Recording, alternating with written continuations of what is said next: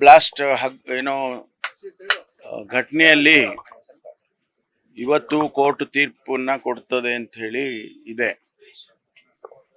Police ಇಲಾಖೆಯವರು ಏನೆಲ್ಲ ಕಾನೂನಿನ ಅಡಿಯಲ್ಲಿ ಕೆಲಸ ಮಾಡಬೇಕು, ಎಷ್ಟು ಎವಿಡೆನ್ಸ್ಗಳನ್ನು ಕಲೆಕ್ಟ್ ಮಾಡಿ ಕೊಡಬೇಕು, ಅದನ್ನೆಲ್ಲವನ್ನು ಕೂಡ ಮಾಡಿದ್ದಾರೆ. ಹಾಗಾಗಿ ಒಂದು ತೀರ್ಪು, ನ್ಯಾಯವಾದಂಥ ತೀರ್ಪು ಬರ್ತದೆ ಅಂತ ಹೇಳಿ ನಾನು ಅಪೇಕ್ಷೆ ಪಡ್ತೇನೆ. ಅದನ್ನು ಕಾದು ನೋಡೋಣ. ಬಿಜೆಪಿಯವರು ಈ ಪ್ರಕರಣ ಆದಾಗ ಬ್ರದರ್ಸ್ ಅವರು DKಶಿ ಅವರ ಹೇಳಿಕೆ ಇಟ್ಕೊಂಡು ಕಾಂಗ್ರೆಸ್ನವರು ಬ್ರದರ್ಸ್ ಅವರು ಅನ್ನುವಂಥ ಟೀಕೆಯನ್ನು ಕೂಡ ಮಾಡಿದ್ರು.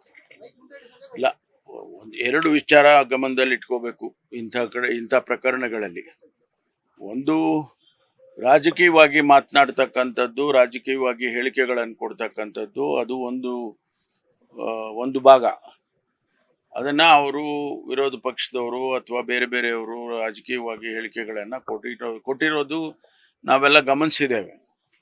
ಆದರೆ ಕಾನೂನಾತ್ಮಕವಾಗಿ ಏನು ಮಾಡಬೇಕು ಅನ್ನೋದು ಭಾಳ ಮುಖ್ಯ. ಅದನ್ನ ಇವತ್ತು ಪ್ರಕಟಣೆ ಮಾಡ್ತಾರೆ. ಆದಾಗ ನೋಡೋಣ ಮುಂದೆ ಅದೇನು ತೀರ್ಪು ಏನು ಬರುತ್ತೆ, ಅದ್ರ ಮೇಲೆ ನಾವು ಏನು ಕ್ರಮ ತಗೋಬೇಕು ಅದನ್ನ ತಗೊಳ್ತೀವಿ. ಡಿ ಸುಧಾಕರ್ ವಿಚಾರದಲ್ಲಿ ಸರ್ಕಾರ ಏನೋ ಮುಚ್ಚಿಡ್ತಿದೆ ಅನ್ನೋ ಅನುಮಾನವನ್ನ HD ಕುಮಾರಸ್ವಾಮಿ ಅವರು ನಾವು ಇಂಥ ಪ್ರಕರಣಗಳಲ್ಲಿ, ಇಂಥ ವಿಚಾರಗಳಲ್ಲಿ ಕೂಡ ಒಂದಿಷ್ಟು ಮಾನವೀಯತೆಯನ್ನ ತೋರಿಸ್ಬೇಕಲ್ವಾ? ಯಾರು ಅದನ್ನ ಆ ರೀತಿ ಮಾಡಕ್ ಹೋಗ್ತಾರೆ? ಮಾಡಿದ್ರೆ ಅವ್ರ ಕುಟುಂಬದವ್ರು ಮಾಡ್ಬೇಕಪ್ಪ, ಬೇರೆಯವ್ರು ಯಾರು ಮಾಡೋಕ್ಕಾಗೋದಿಲ್ಲ. ಏನು ಸರ್ಕಾರ ಹೆಬ್ಬೆಟ್ಟು ಹೊತ್ತಿಸ್ಕೊಳ್ಳುತ್ತಾ? ಇದು ನಾವು ಒಂದಿಷ್ಟು ಮಾನವೀಯತೆ ನಮಗೆ ನಾವು ಪ್ರದರ್ಶನ ಮಾಡಬೇಕಾಗುತ್ತೆ ಇಂಥ ಪ್ರಕರಣಗಳಲ್ಲಿ. ಅವರು ಕಷ್ಟದಲ್ಲಿದ್ದಾರೆ, ಅವರು ಇಂಟೆನ್ಸಿವ್ ಕೇರ್ನಲ್ಲಿ ಅವರಿನ್ನೂ ಕೂಡ ಅವರಿಗೆ ಇದು ಪ್ರಜ್ಞೆ ಬಂದಿಲ್ಲ ಅಂತೇಳಿ ಹೇಳಿದರು. ಹಾಗಿರುವಾಗ ಸ್ವಲ್ಪ ನಾವು ಒಂದಿಷ್ಟು ಕಾದು ನೋಡೋಣ. ಕಾಂಗ್ರೆಸ್ನಲ್ಲಿ ಸರ್ ಪಂಚರಾಜ್ಯಗಳ ಫಲಿತಾಂಶ ಬರೋಕ್ಕೆ ಮುಂಚೆನೇ ಬೆಳವಣಿಗೆಗಳು ಜಾಸ್ತಿ ಆಗ್ತಿದ್ದಾವೆ ಅಂತ. ಪವರ್ ಶೇರ್ ವಿಚಾರ ಯಾವ ಬೆಳವಣಿಗೆ? ಕಾಂಗ್ರೆಸ್ನಲ್ಲಿ ರಾಜಕೀಯ ಬೆಳವಣಿಗೆ ಅಲ್ಲ, ರಾಜಕೀಯ ಮಾಡೋದೇ ರಾಜಕೀಯ, ಏನು ಬೆಳವಣಿಗೆ? ಅಲ್ಲಪ್ಪ, ಈಗ ಇದು ರಾಜಕಾರಣ ಅಂತಾನೆ ಹೇಳೋದಲ್ವಾ? ರಾಜಕಾರಣ ಅಂತ ಡೆಫಿನೇಷನ್ ಏನು ಹೇಳ್ತಾರೆ ಅದರಲ್ಲೇ ಇದೆಲ್ಲ ಬಂದ್ಬಿಡುತ್ತೆ. ಅದಕ್ಕೆ ಪ್ರತ್ಯೇಕವಾಗಿ ರಾಜಕೀಯ ಅನ್ನೋದೇನಿಲ್ವಲ್ಲ. ಡೆಲ್ಲಿಗೆ ಹೋಗಿದ್ರು, ಹೈಕಮಾಂಡ್ ನಾಯಕರು ಭೇಟಿಯಾಗಿದ್ದಾರೆ. ನೀವು ಕೂಡ ಮುಖ್ಯಮಂತ್ರಿಗಳ ಜೊತೆ ಒಂದು ಸುದೀರ್ಘ ಸಭೆ ಬೇರೆ ನಡೆಸಿದ್ರಿ, ಏನು ಸರ್? ಅದೇ ರಾಜಕೀಯ. ಇಲ್ಲ, ನಮ್ಮ DCM ಸಾಹೇಬರು ನಮ್ಮ ರಾಜ್ಯಕ್ಕೆ ಸಂಬಂಧಪಟ್ಟಂತ ರಕ್ಷಣಾ ಇಲಾಖೆಗೆ ಸಂಬಂಧಪಟ್ಟಂತ ವಿಚಾರಗಳನ್ನು ಚರ್ಚೆ ಮಾಡಕ್ಕೆ ಹೋಗಿದ್ರು, ಭೇಟಿ ಮಾಡಿದ್ದಾರೆ ರಾಜನಾಥ್ ಸಿಂಗ್ ಅವರನ್ನ. ಏನೆಲ್ಲ ಮಾತುಕತೆ ಎಲ್ಲವೂ ಕೂಡ ನಡೆಯುತ್ತವೆ. ಅದು ಅಲ್ಲಲ್ಲ, ಅದು ಅವರು ರಾಜಕಾರಣದ ವಿಚಾರದಲ್ಲಿ ಅವ್ರು ಹೇಳಿರುವಂತ ಹೇಳಿಕೆ. ಅಷ್ಟು ಬಿಟ್ರೆ ಅದಕ್ಕೆ ಮತ್ತೆ ನಾವೇನು ವ್ಯಾಖ್ಯಾನ ಮಾಡೋದು ಅಗತ್ಯ ಇಲ್ಲ. ಇಲ್ಲ, ನಾವು ಮೀಟಿಂಗ್ ಮಾಡಿ ಊಟ ಮಾಡಿ ಬಂದು.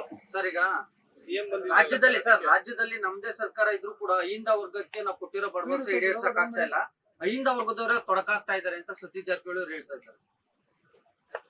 ಅವರ ಹೇಳಿಕೆ ಅದು ನನ್ನದು ಯಾವುದು ಪ್ರತಿಕ್ರಿಯೆ ಅದಕ್ಕೆ ಇರೋದಿಲ್ಲ.